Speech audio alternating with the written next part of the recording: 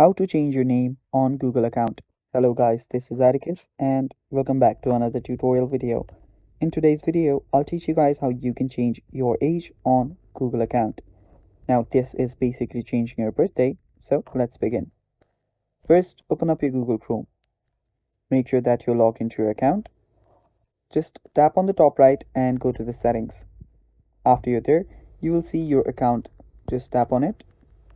Now after you tap on your account, just scroll down and you will see manage your Google account. Tap on it.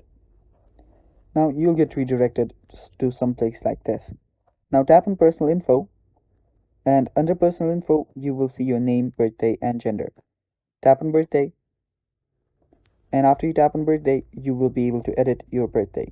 So simply change your birthday to whichever you want.